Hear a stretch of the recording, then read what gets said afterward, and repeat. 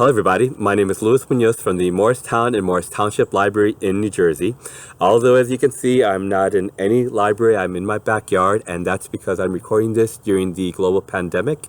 And like many of us during this time, we're all trying to find ways to be more productive at home, but also during our downtime to find new books, new movies, that we could access from home, from our phones, from our computers, etc. And so myself and my colleagues are creating a series of videos, book talks, in which we want to share with you various books that are available to you online. More information about that below. So my first book that I want to recommend to you today is When We Were Vikings by Andrew David MacDonald.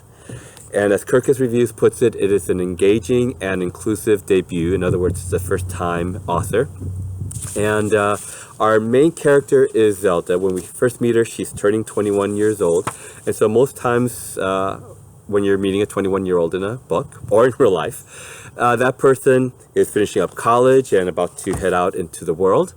Or if they haven't gone to college, they started work after high school and they're leading their own lives. Maybe they're living at home, especially these days, but very much living their own lives in many ways. But Zelda was born with fetal alcohol syndrome.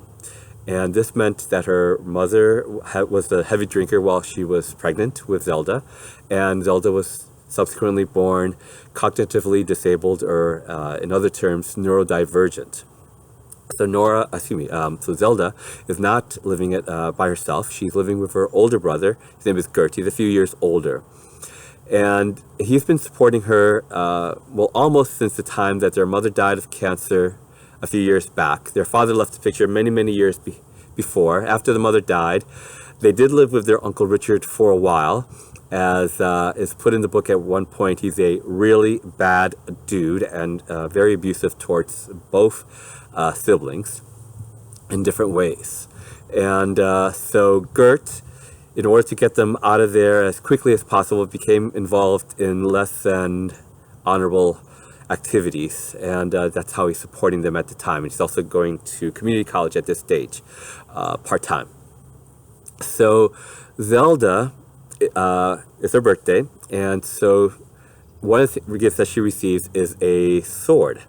And that's because her biggest obsession is Vikings. She receives a sword from her brother's ex-girlfriend. Her name is AK-47, and she's a great character among many great characters in this book. So AK-47 knows that Zelda is obsessed with Vikings, and that's for a few different reasons. So first of all, because they are brave, because they are strong and people have to think twice before trying to hurt them, and many people have tried to hurt Zelda consciously and unconsciously. And 3, Viking heroes stand up for people who can't defend themselves. And Zelda is somebody who, in many ways, is vulnerable, has been at the mercy of many people who have either exploited her or tried to exploit her, or just been unkind, more generally speaking. So Zelda reads this book called Kemble's Guide to the Vikings, and so she creates a list of things that legends need, and she wants to be legendary for the reasons that she just described a few moments ago to her therapist, Dr. Laird, but also because she wants to, first of all, have more independence in her life, have more control, and because she wants to help out her brother. She sees her brother doing a lot of things. At this stage, she doesn't know what he's involved in. So the things that legends need: a hero who is skilled in hand-to-hand combat, a powerful weapon for the hero to use. Well, she just received that sword. The hero must win the love of a fair maiden in danger. Every hero needs a wise man. Pillaging rival villages for treasure. The hero must defeat a villain who threatens the tribe. Well, Uncle Richard is very definitely a villain, but unfortunately there are other villains that crop up in this story. So we find out that, as I said, Gert is involved in drug dealing. It's not necessarily a spoiler to tell you that. And he is involved with a very dangerous crowd.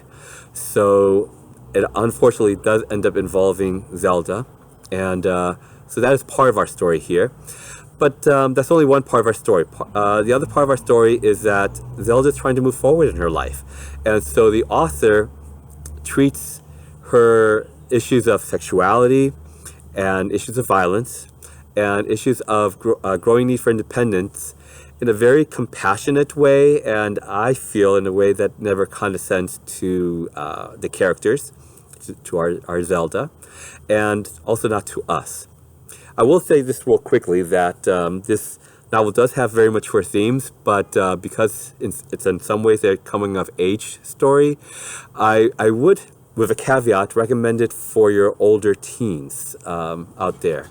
So just understanding that there are some mature themes here, but I think that some of those older teens can handle this, including myself. I'm one of those older teens. So one of the themes that is talked about in this book are villains, as I just mentioned a few moments ago.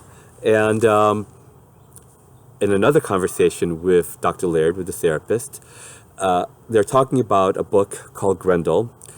Grendels are villains in the Nordic sagas.